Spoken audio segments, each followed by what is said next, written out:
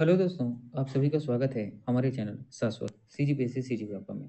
देखिएगा, राष्ट्रीय आंदोलन में छत्तीसगढ़ की भागीदारी इस वाले सेक्शन से आपको हर साल, ठीक है, प्रश्न आपको पेपर में देखने को मिलता है। तो चलिए इसके, है ना, इस दौरान होने वाले कुछ महत्वपूर्ण घटनाक्रम को हम लोग देखते हैं।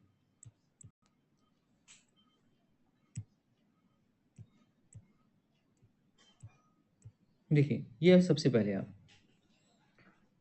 तो भारतीय राष्ट्रीय कांग्रेस, ये है कि आपका कांग्रेस, है ना। ठीक, तो भारतीय राष्ट्रीय कांग्रेस जो है, इसका अधिवेशन होता है नागपुर में। कब? तो 1851 को, ये याद रखना है ना। तो भारतीय राष्ट्रीय कांग्रेस का अधिवेशन होता है नागपुर में 1851 को, जिसके अध्यक्ष होते हैं, नाम याद रखना है आपको, वकील पी आनंद चालू।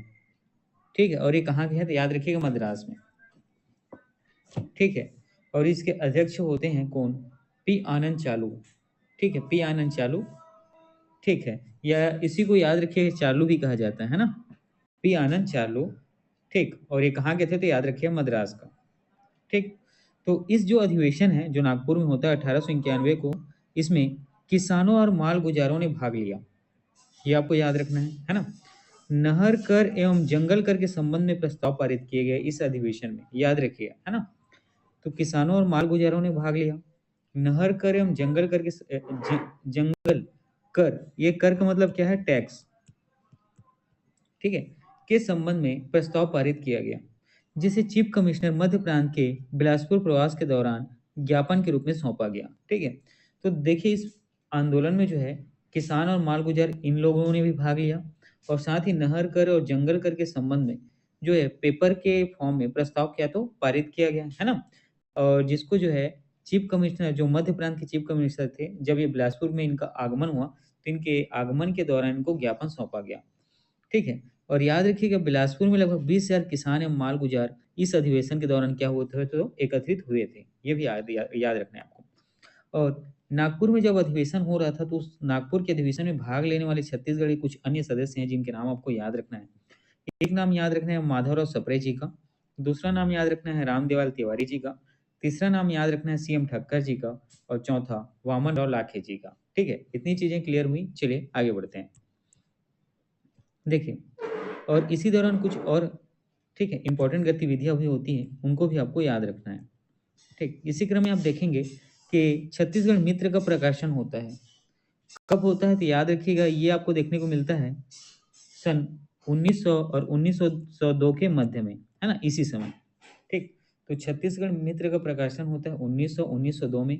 किसके द्वारा किया जाता है तो याद रखना है आपको, माधवराव सप्रे जी के द्वारा। ठीक है, किसके द्वारा प्रकाशन किया जाता है तो माधवराव सप्रे जी के द्वारा। और उनकी मदद करता है कौन? तो ये नाम याद रखना है, रामराव चिंचोलकर जी, है ना। उनके सहयोगी के हैं या उनके मदद करता, उनका नाम क्या है तो रामराव चिंचोलकर जी। और किस स्थान से छत्तीसगढ़ मित्र का प्रकाशन किया जाता है तो पेंड्रा, जो उस समय के तत्कालीन जिला बिलासपुर, ठीक है, सीपी मतलब सेंट्रल प्रोविजंस के अंतर्गत आता था। ठीक है, तो प्रकाशन कहाँ से हुआ तो याद रखना, पेंड्रा जिला बिलासपुर से। याद रखना है कि छत्तीसगढ़ की विशेष मासिक पत्रिका थी, है ना। छत्तीसगढ़ मित्र जो है छत्तीसगढ़ की क्या तो मासिक पत्रिका थी।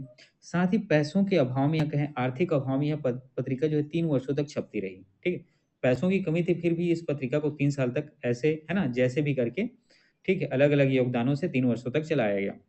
ठीक है, और इसी वर्ष 1902 में देखेंगे आप, पद्मलाल पुन्नालाल बख्शी जी के द्वारा सरस्वती पत्रिका का प्रकाशन किया जाता है ना। तो इसी वर्ष आप लोग देख पाएंगे 1902 में पद्मलाल पुन्नालाल बख्शी जी के द्वारा सरस्वती पत्रिका का क्या तो प्रकाशन किया जाता है। ठीक है, इतनी चीजें क्लियर हुई, चलिए आगे बढ़ते हैं।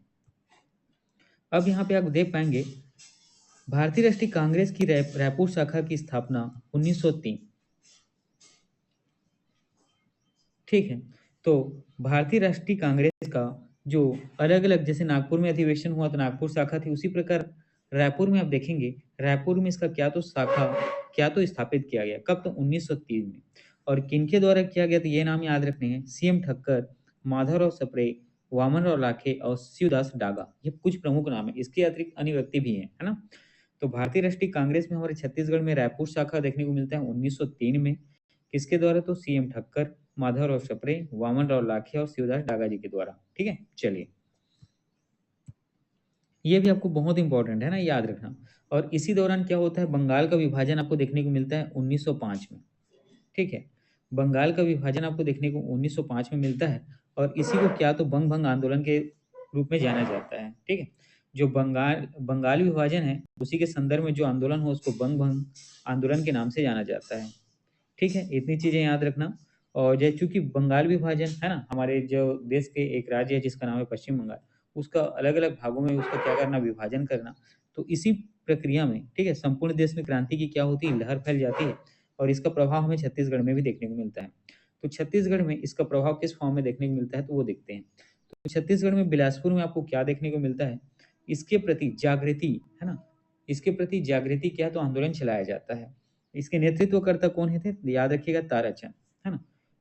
बंगाल विभाजन के संदर्भ में हमारे बिलासपुर में जो प्रभाव पड़ता है, हमारे छत्तीसगढ़ में प्रभाव पड़ता है, तो उसके जो बिलासपुर के अंतर्गत ठीक है, इस आंदोलन का जो नेतृत्वकर्ता कौन होते हैं, उसका नाम क्या है, याद रखिएगा ताराचंद जी।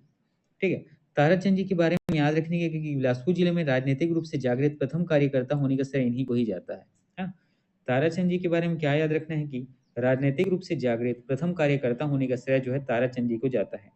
ठीक है, साथ ही 1905 में हिंदी ग्रंथमाला का प्रकाशन जो है ना, जो बंगाल विभाजन के संदर्भ में हिंदी ग्रंथमाला का प्रकाशन माधवराव सप्रे जी के द्वारा किया जाता है। और साथ ही स्वदेशी के संदर्भ में सप्रे जी की पुस्तक स्वदेशी बायकाट एवं आंदोलन प्रकाशित हुआ था कब, 1905 में, ये भी याद रखना है ना। तो 1905 में हिंदी ग्रंथमाला का प्रकाशन जो है माधवराव सप्रे जी के द्वारा किया जाता है। साथ ही स्वदेशी के संदर्भ में सप्रे जी की पुस्तक स्वदेशी बायकाट एवं आंदोलन प्रकाशित भी 1905 में होता है। तो इस ड्यूरेशन को आपको याद रखना है। ठीक है, देखिएगा यहाँ जो अगला इंपॉर्टेंट चीज है ये याद रखिएगा, समित्र मंडल, इसका गठन कब हुआ, तो 1906 में, बहुत इंपॉर्टेंट है ना। किसके द्वारा किया गया, तो पंडित सुंदरलाल शर्मा जी के द्वारा किया गया। कहाँ किया गया, तो राजिम गरियाबंद में। ठीक है, और इससे संबंधित अब कुछ महत्वपूर्ण बातों को जानते हैं। तो स्वदेशी आंदोलन का मुख्यालय जो है ये है ना, आपको देखिएगा। ठीक, सारंगमणि मुदलियार के निवास स्थान में इसका जो है मुख्यालय खोला गया था या मुख्यालय स्थापित किया गया था, ये याद रखना है। ठीक है, समित्र मंडल इसका गठन हुआ कब, 1906 में। किसके द्वारा किया गया, पंडित सुंदरलाल शर्मा जी के द्वारा। कहाँ किया गया था, राजिम गरियाबंद में। और स्वदेशी आंदोलन का मुख्यालय ठीक है ये कहाँ खोला गया, तो सारंगमणि मुदलियार जी के निवास पर खोला गया था। साथ ही 1906 में वे भारतीय राष्ट्रीय कांग्रेस में शामिल होने वाले पहले छत्तीसगढ़िया थे, है ना। ये जो सारंगमणि मुदलियार जी है ये 1906 में ठीक है भारतीय राष्ट्रीय कांग्रेस में शामिल होने वाले पहले छत्तीसगढ़िया थे, ये याद रखना है। और साथ ही स्वदेशी आंदोलन के दौरान जो स्वदेशी दुकानें जैसे राजिम में डॉक्टर पूरन सिंह जी द्वारा खोला गया, धमतरी में यादवराव जी के द्वारा खोला गया और महासमुंद में हरप्रसाद सोनी जी के द्वारा खोला गया, ये याद रखना है आपको, है ना। तो स्वदेशी आंदोलन के दौरान आप देख पाते हैं कि स्वदेशी दुकानें खोली गई, राजिम में डॉक्टर पूरन सिंह जी द्वारा, धमतरी में यादवराव द्वारा और महासमुंद में हरप्रसाद सोनी जी के द्वारा। इतनी चीजें क्लियर हुई, चलिए आगे बढ़ते हैं। उसी प्रकार राजनांदगांव में ठाकुर प्यारेलाल सिंह, मास्टर शिवलाल, शंकरलाल खरे ने मिलकर खादी प्रचार हेतु स्वदेशी आंदोलन प्रारंभ किया, ये भी याद रखना बहुत इंपॉर्टेंट है ना।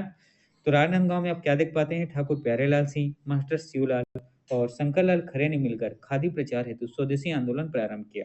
ठीक है, तो इतनी चीजें यहां से आपको याद रखनी है।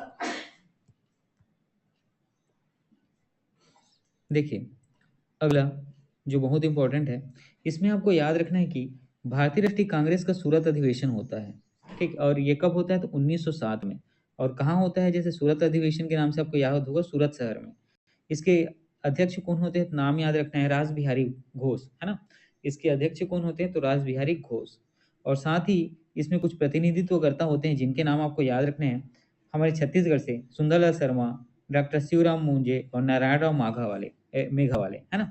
हमारे छत्तीसगढ़ से कुछ लोग हैं जो इसमें प्रतिनिधित्व के तौर पे जाए रहते हैं, है ना। तो इसमें एक नाम है सुंदरलाल शर्मा, शिवराम मुंजे और नारायण राव मेघा वाले। और इसी सूरत अधिवेशन में जो है कांग्रेस का दो दलों में क्या होता है, जो भारतीय राष्ट्रीय कांग्रेस है दो दलों में विभाजन होता है। एक दल का नाम होता है गरम दल और दूसरा दल का नाम होता है नरम दल। ठीक है, इतनी चीजें याद रखना। ठीक है, और ये किस में हो गया, तो सूरत में, है ना। अब इसी में देखेंगे 1907 में रायपुर में जो है भा प्रांतीय कांग्रेस राजनीतिक परिषद का तीसरा सत्र होता है ना। 1907 में आप क्या देख पाएंगे कि भारतीय प्रांतीय कांग्रेस राजनीतिक परिषद का तीसरा सत्र रायपुर में आयोजित किया जाता है। कब? तो 1907 में। और इसी में देखेंगे कि जो राजनीतिक सम्मेलन है, ये पहला हुआ था कहाँ? तो नागपुर में 1903 में, है ना? ये प्रांतीय कांग्रेस का राजनीतिक सम्मेलन पहला कहाँ हुआ था? तो नागपुर में 1903 में। दूसरा हुआ था जबलपुर में 1906 में, 3 साल बाद, है ना? दूसरा हुआ था जबलपुर में 1903 में, 3 साल बाद। तीसरा हुआ था हमारे रायपुर में 29 मार्च 1907 को, ठीक है? तीसरा हुआ था हमारे रायपुर में, ठीक, तीसरा हुआ था हमारे कहाँ? तो रायपुर में, ये याद रखना है आपको, 29 मार्च 1907 को। और इसी को रायपुर अधिवेशन 1907 में फूट पड़ा आपको देखना है, ठीक है? तो देखिए ये कहाँ आयोजित हुआ? तो रायपुर के टाउन हॉल में आयोजित हुआ, जो तीसरा अधिवेशन था, ठीक है? इसके अध्यक्ष कौन थे? तो अध्यक्ष का नाम आपको याद रखना है, केलकर जी थे, है ना? इसके अध्यक्ष कौन थे? तो अध्यक्ष का नाम याद रखना है, केलकर जी थे। और इसके स्वागत, ठीक है, स्वागत अध्यक्ष का नाम क्या था? तो हरि सिंह गौर जी, है ना? स्वागत अध्यक्ष का नाम क्या था? तो याद रखना है, हरि सिंह गौर जी।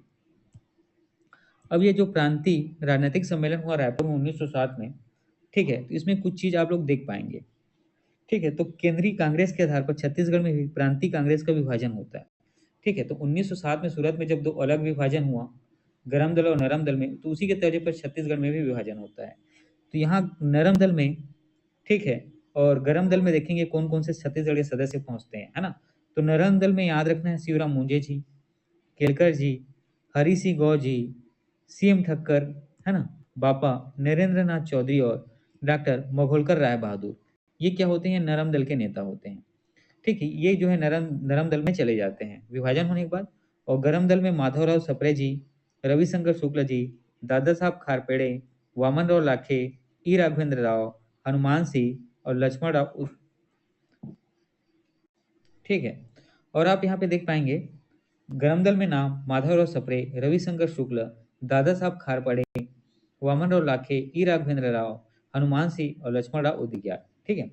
देखिएगा हुआ क्या रहता है उसके बारे में बात करते हैं। तो दादा साहब खारपेड़े ने वंदे मातरम गान से अधिवेशन शुरू करने का सुझाव दिया, किंतु इस सुझाव से डॉक्टर हरि सिंह गौर और शिवराम मुंजे सहमत नहीं हुए, ठीक है? हरि सिंह गौर के बारे में क्या याद रखना है? स्वागत अध्यक्ष थे ये, ठीक है? इस कारण अधिवेशन का वातावरण जो है क्या होता है? उग्र हो उठता है ना? क्या होता है? उग्र हो उठता है। और दादा साहब खारपेड़ अपने सहयोगियों के साथ बाहर चले गए तथा वे तात्यापारा हनुमान मंदिर के पास उपस्थित जनसभा को संबोधित कर स्वदेशी और बहिष्कार के महत्व को समझा रहे थे, है ना? तो अधिवेशन से उठकर कौन चले गए? दादा साहब खारपेड़े साहब। और उसके बाद वे क्या करते हैं? तात्यापारम जो हनुमान मंदिर है वहां पर जाते हैं और वहां उपस्थित जनसभा को क्या कहते हैं? संबोधित करते हैं। साथ ही स्वदेशी और बहिष्कार के महत्व की वो जनसभा को समझाते हैं, ठीक है? सीएम ठक्कर के प्रयासों से रायपुर में कांग्रेस की एक शाखा की स्थापना हुई, ये याद रखना इंपॉर्टेंट है ना? सीएम ठक्कर के प्रयासों से रायपुर में कांग्रेस की एक शाखा की स्थापना हुई। इस बैठक को सूरत फूट के 1907 की पृष्ठभूमि कहा जाता है, ठीक है? तो याद रखिएगा जो रायपुर का प्रांतीय, है ना, कांग्रेस का जो राजनीतिक सम्मेलन हुआ, तो इस बैठक को जो है, ठीक है, सूरत फूट 1907 की पृष्ठभूमि कहा जाता है, ठीक है? चलिए आज का क्लास इतना ही, पढ़ते रहिए।